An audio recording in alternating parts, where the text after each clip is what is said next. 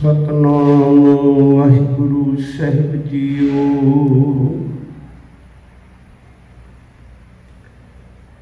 सगल गुणा के दाते स्वामी, बिनो सुनो एक दीना। देहो दर्श नानक बलिहारी, जियड़ा बल बल कीना। तू सुल्तान कहाँ होमिया, तेरी कबन बड़ाई। जो तू देही सो कहाँ स्वामी, मैं मूर्ख कहन ना जाई। जो तू देही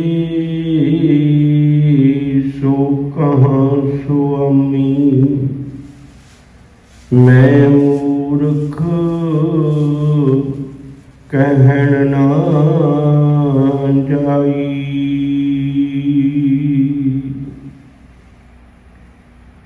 धन गुरु ग्रंथ साहिब सच्चे पातशाह जी के मुबारक चरणों में जुड़ मिल बैठ आत्मिक आनंद मान रहे सत्संगी प्यारे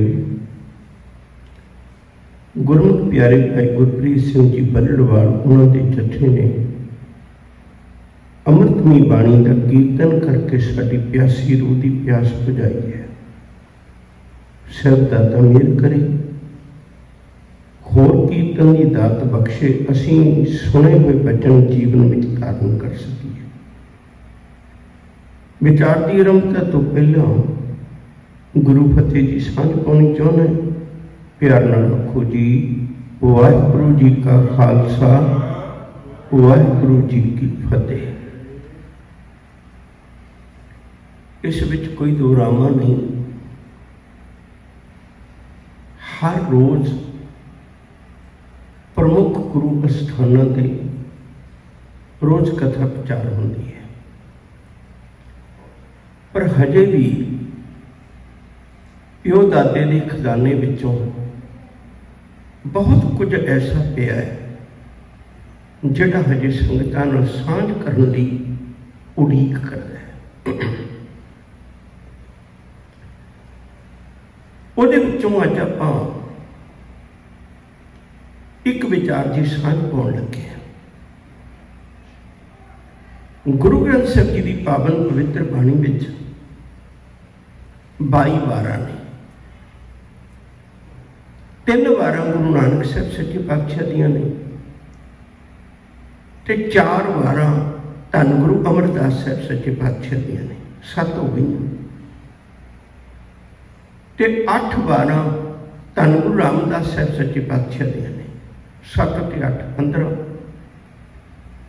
6 वारां धन गुरु अर्जन पातशाह जी महाराज दियां ने। 15 ते 6 21। एक बार रामकली राग विच बाबा सत्ता जी ते बलवंत जी दी है। 22 वार ने, पर इन्हां 22 वारां दे विचों 9 वारां ऐसियां ने जिन्हां दे गाउण लई सतगुरु जी ने एक धुनी निश्चित की है भी इनू इस धुनी ते गाउणा है, इस ट्यून ते, इस तर्ज ते गाउणा है। ये सतगुरु जी वालों मिली हुई हदायत है। बहुत बारी ये विचार बनती रही कि शायद ये 12 दी धुनियां गुरु हरगोबिंद साहब जी ने चढ़ाइयां ने, हरगोबिंद साहब जी ने चढ़ाइयां ने। पर जो इतिहास की खोज हुण बौद्धिक विकास होया है, उहदे विच ये गल्लां प्रगट हो गईयां ने। भाई जोत सिंह जी, प्रिंसीपल तेजा सिंह जी, प्रोफैसर साहब सिंह जी, डॉक्टर ज्ञानी हरबंस सिंह जी, इतिहासक इन्हां विद्वानां ने बड़ी खोज करके गल्लां दसियां ने भई ये धुनियां गुरु अर्जन पातशाह जी महाराज ने ही चढ़ाइयां सन। ये उन्होंने संपादन करनी। ये जिहड़े असल में उस वेले जिमें गुरबिलास पातशाही 6वीं है, गुरबिलास पातशाही 10वीं है, सूरज प्रकाश है, इत्याद के यही ग्रंथ स्रोत सन, वसीले सन। तो इन्हां ग्रंथां की कथा बहुत ज़्यादा हो गई, तां करके उन्हां दी जिहड़ियां गल्लां ने वो साडे दिमाग 'च प्रपक्क कर गईयां। पर अज जिहड़ा बौद्धिक विकास है वो दुबारे मंग करता है भी उन्हां ग्रंथां का गंभीरता नाल चिंतन करना चाहिए। एक वखरा पक्ष है, मैं अपनी गल बनावां।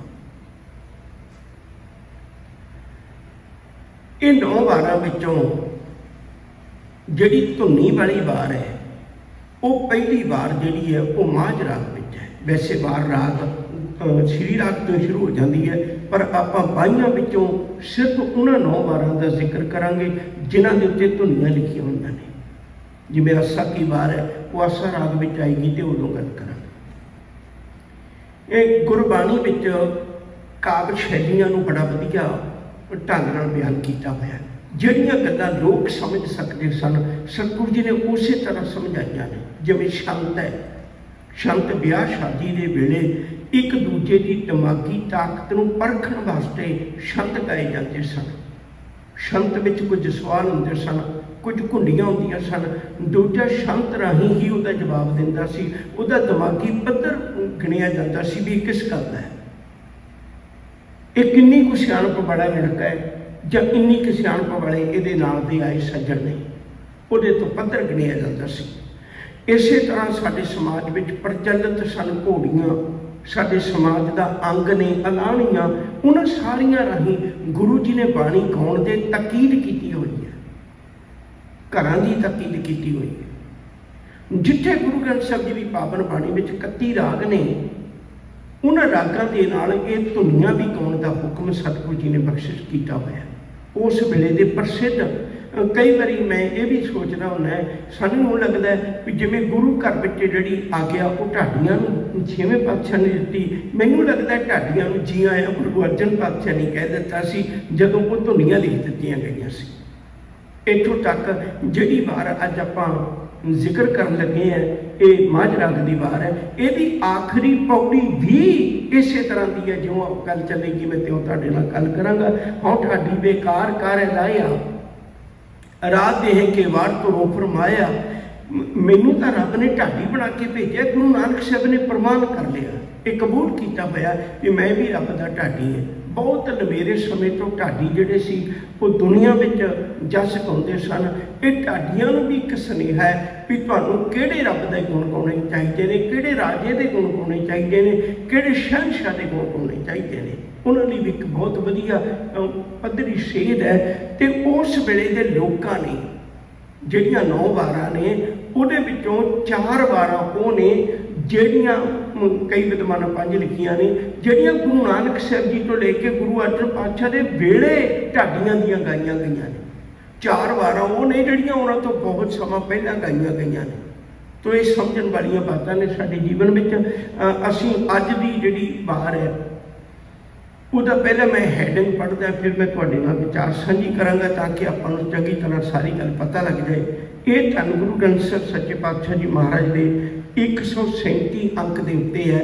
ये माझ दी वार दे विच है जिहदे विच सतगुरु जी ने जिक्र किया होया। मैं हैडिंग दी वो साझ पावांगा, वार माझ की तथा श्लोक महला पहला। ये हैडिंग है। वाज मार की माझ की माझ राग दी ये वार है। माझ राग विच ये वार है, माझ राग का नाम है, ये माझे का राग है। सतगुरु जी ने कृपा की, गुरु रामदास साहब सच्चे पातशाह की ये बड़ी वड्डी देन है। ये भगती संगीत शास्त्री संगीत विच ये राग नहीं है। ये भी कारण है माझ राग दे विच याद रखो जे किसी भगत की बाणी नहीं है। ये सिर्फ माझे के इलाके च गाया जाने वाला राग सी। एक वखरा पक्ष मैं जी बेनती करनी चाहना, वार माझ की तथा अते श्लोक महला पहला मैं थोड़ा जा रोकना चाहना। वार हुंदा सी, वार शब्द बनिया है जदों दो योधे दो पासियां तो जंग के मैदान में जूझ रही फौजां वो जदों जंग पूरे जोबन ते हुंदा, कटाबड़ी ते पूरे जोबन ते हुंदा जंग, एक दूजे ते वार हो रहे ने, बहुत तिखे वार हो रहे ने, उस वेले दे दृश्य नूं काव्य रूप विच बयान करना वार कहलाउंदा है। एक पासे उन्हां दे सूरमिਆਂ दे वार हो रहे ने, उन्हां वारां नूं काव्य रूप विच बयान करना वो भी वार ही कहलाउंदा है, उन्होंने भी वार ही कहते ने। ये ढाडी गाया करते सन, ये योधियां दीयां वारां हुंदियां सन, सूरवीरां दीयां वारां हुंदियां सन भी किवें एक दूजे नाल जूझदे ने। गुरु ग्रंथ साहिब दे विच भी वारां दा जिक्र है। हुण एक पासे माया है, एक पासे विकार है, मोकम फौज हठली है, इन्हां दी बहुत वड्डी फौज है, ते दूजे पासे जीव है, इहने लड़ना है, इहने गुरु कोलों सिक्ख्या लेके, गुरु कोलों सत संतोख दी फौज लेके, गुरु कोलों शुभ गुणां दी फौज लेके इहने लड़ना है। जिहड़े इत्थे इस दुनिया दे जंग विच जोधे लड़ के जित हासिल कर लैंदे ने वो प्रवान हो जाते हैं, जिहड़े विकारां दे पक्षों हार जाते हैं तो तुसीं समझदे हो भी हारे हुए मनुख की की हालात होंदे ने, की हालत हुंदी है।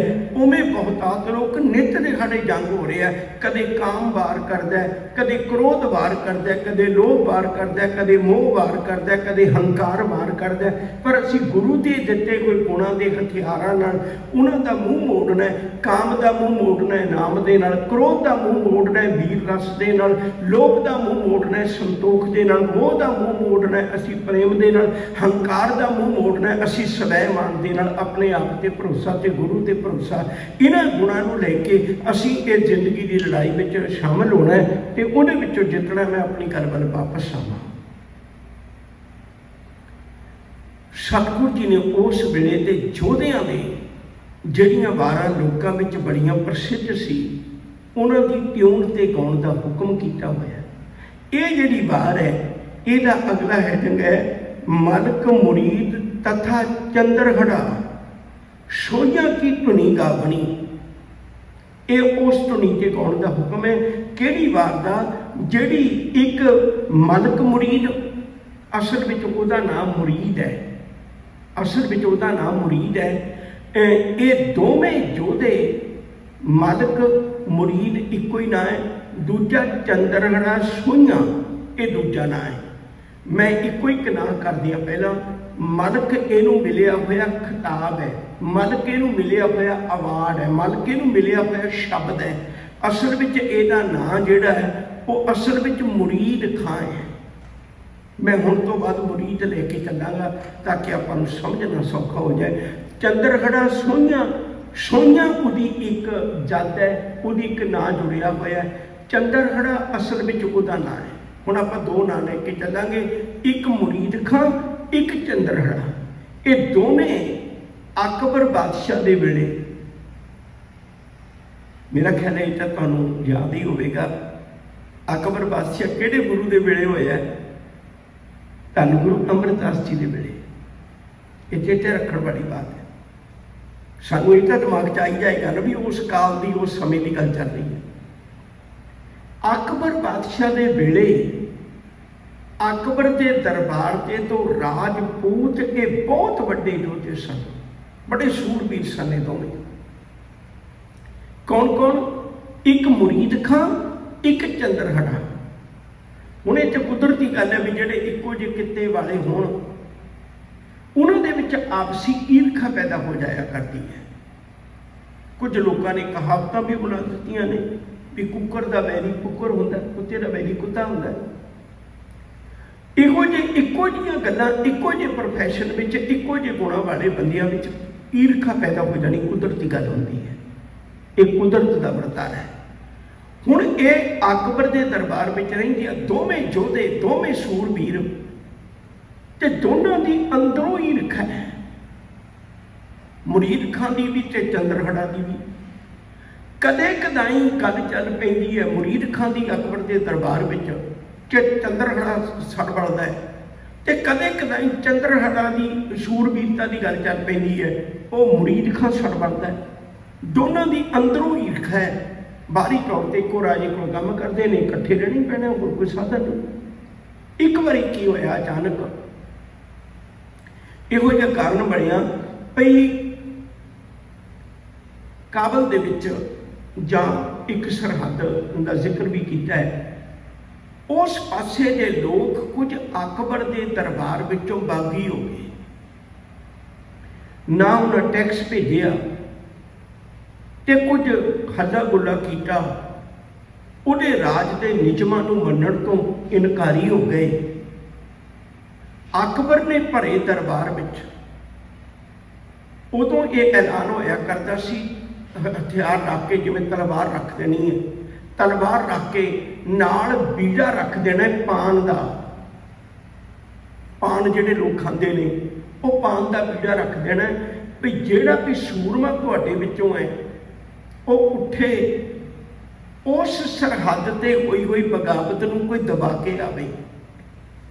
तो जदों ये ऐलान किया उदों मुरीद खां छाल मार के उठिया, अकबर के भरे दरबार विचों छाल मार के उठ के ते उहने तलवार चुकी ते बीड़ा मुख पा के प्रण किया भी उस जगह की बगावत नूं मैं दबा के आवांगा।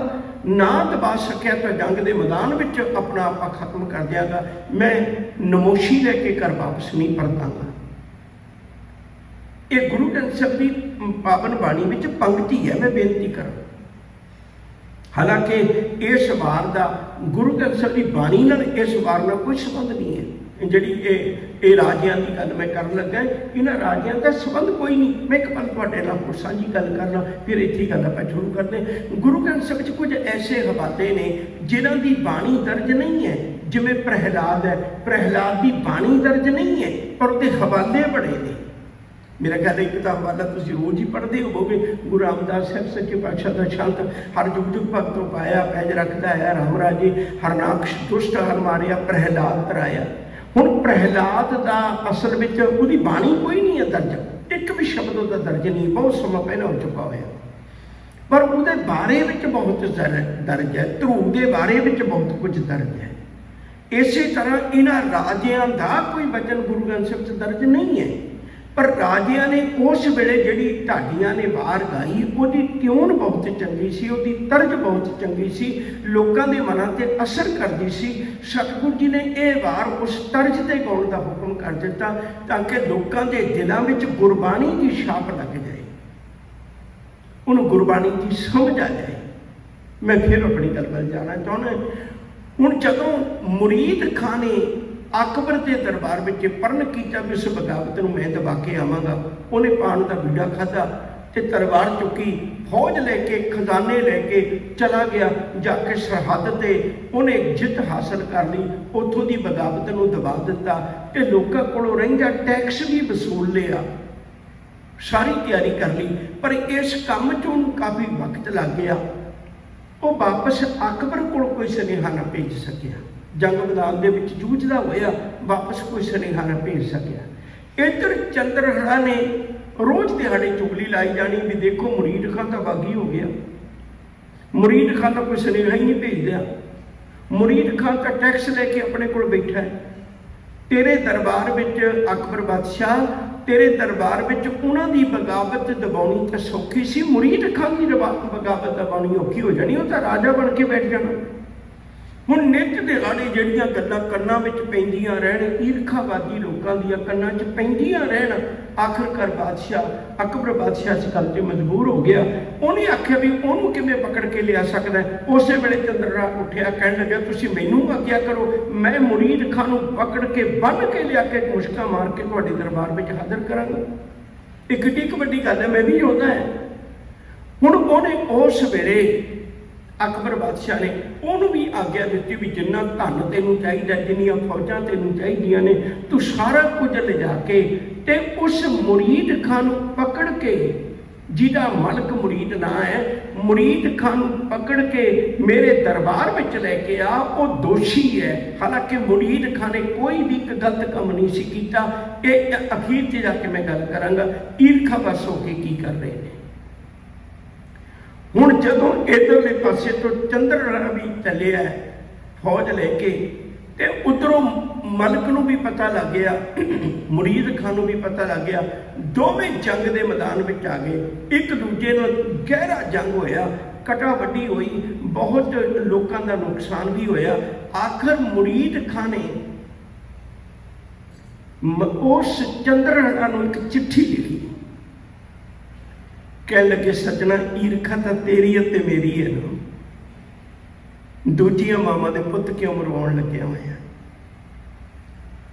जे तू एडी गल करनी है तो कितना चंगा होवे, गल ते अपनी है ना। तू आ मैदान विच, जंग दे मैदान विच आ ते मैं भी आउणा है, आपां दोवें जणे दोए हत्थ करने हैं, जो फैसला होएगा वो जित जाएगा। बगाने पुत्तां दे नां ते होली ना खेड, तू अपने तौर पे आ। फिर उदों इधरले पासे तो मुरीद खां आ गया, इधरले पासे तो चंद्रहड़ा आ गया। फौजा नहीं, फौजा आसे पासे खलोतियां ने, देखदियां ने। दोने जोधे जंग दे मैदान विच जूझे। हुण दोवें सूरवीर ने, दोवें शस्त्र विद्या तो जाणू ने चंगे, हर गल तो वाकफ ने चंगे। दोवें जोधे इन्ने गह गच जंग होया, उहदे भी बहुत जख्म होए, मुरीद दे भी बहुत जख्म हो गए, ते दूजे पासे चंद्रहड़ा भी बहुत बड़ा जख्मी हो गया। लड़दियां लड़दियां दोवें डिग पे, ते आखिरकार जख्मां की ताबना सहारते हुए दोवें चढ़ाई कर गए। शाम तक दोनों की कहानी खत्म हो गई। उस वेले दे ढाडियां ने इस जंग का बिरतांत लिख के वो गाया। साडी कौम के विद्वानां ने बड़ी मेहनत करके वो जिहड़ी वार उस वेले ढाडियां ने गाई, उहदे कुछ नमूने भी ने, कुछ वारां दे नमूने मिलते हैं, जड़ियां दे मिलते हैं, मैं तुहाडे नाल साझे करांगा। वार दे विच कल्ली पौड़ी हुंदी है। आ हुण कल्ली पौड़ी है जिहड़ी उस वेले दे ढाडियां ने गाई सी। उस वेले दे ढाडियां ने ये गाई सी। उन्होंने गाई सी काबल विच, काबल विच मुरीद खां चढ़िया बड़ जोर। काबल दे विच मुरीद खां जिहड़ा अकबर बादशाह का फौजदार है, वो अपने वालों फौज लेके गया भी मैं उत्थों की बगावत दबा देंगा। पर जदों कोई सुनेहा ना भेजिया, चंद्रहड़ा दियां नित दियां चुगलियां ने, उन्हें चंद्रहड़ा नूं भी फौज दे के भेजिया भी तू भी जा चंद्रहड़ा फौज लै। चढ़िया बड़ जोर कहंदे वो भी अपने वालों बहुत सारी फौज लेके वो मलक नाल जंग लड़न वास्ते चला गया।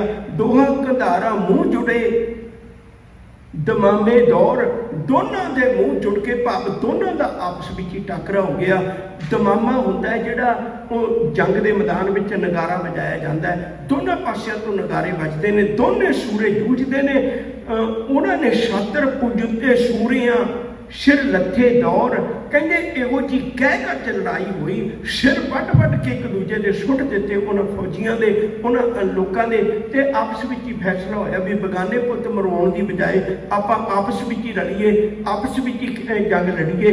वो होली खेले चंद्रहा रंग लगे शोर, कहते उदों ये मान लो भी होली खेडी है चंद्रहड़ा ने जाके इतनी गंभीरता नाल जंग लड़िया। इउं लगदा है जिवें होली खेड रहे होण, जदों शस्त्र बजदा है उदों उहदे विचों लहू दीयां फुआरां इवें डिगदियां ने ते कपड़े भिजदे ने, जिवें होली दे विच एक दूजे नूं रंग नाल रंगिया जांदा है ते ओह भिओ दित्ता जांदा है उन्हां रंगां दे नाल। इवें इउं लगदा है जिवें उन्हां ने लहू दे रंग नाल होली खेडी ते एक दूजे नूं भिओ के रख दित्ता। दोवें तरफां जुटियां मर बगन टोर, कहते दोनों पासियां तो मरण मराउण वालियां गल्लां होईयां ने, एक दूजे के उत्ते जान मारन तो भी पिछे नहीं हटदे। ते कहते मैं भी राय सदाए सां। हुण चंद्रहड़ा कहता मैं कोई घट नहीं है, बड़िया लाहौर कहते मैं कोई घट नहीं, मैं भी राय सदाउना अपने आप को, मेरा भी ना है ते मैं भी लाहौर के विच आके वड़िया ते तैनूं पकड़ के लेके जाना है, मेरा फर्ज बनता है। दोवें सूरे सामने जूझे उस ठौर, कहते दोवें सूर में एक दूजे के सामने उस ठौर का मतलब उस थान के उत्ते एक दूजे के नाल लड़े। इस तरह उन्होंने जीवन का अंत हो गया।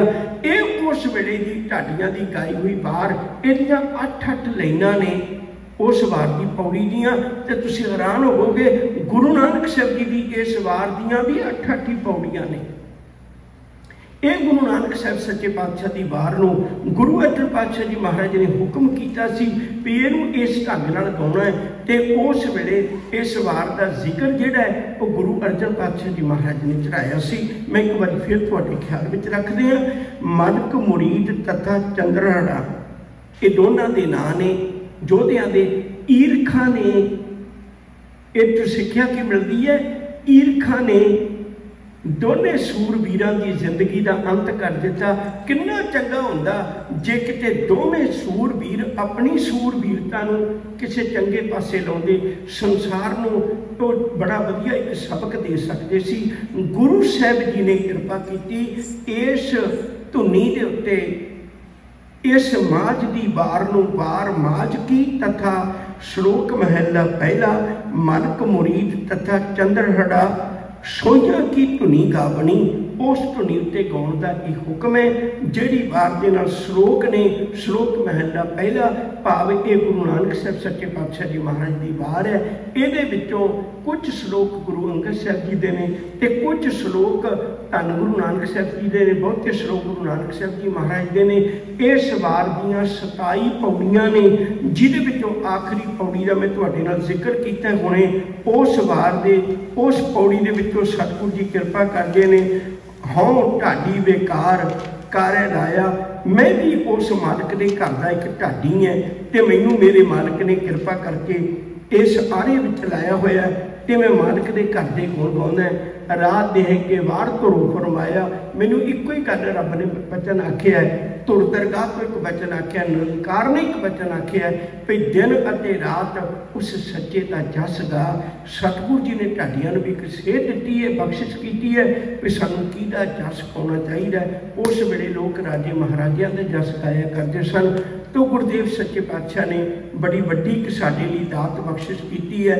इस उस वक्त के ਜਿਹੜੇ भी प्रसिद्ध चीज़ां सन, ਜਿਹੜੀਆਂ भी चंगियां चीज़ां सन, उन्हां दे उत्ते गुरबाणी नूं गा के ते अपने जीवन विच गुरमत का उपदेश धारण करना है। याद रखियो जे वार केवल पौड़ियां हुंदियां ने, इहदे नाल श्लोक गुरु अर्जन पातशाह ने दर्ज कीते ने।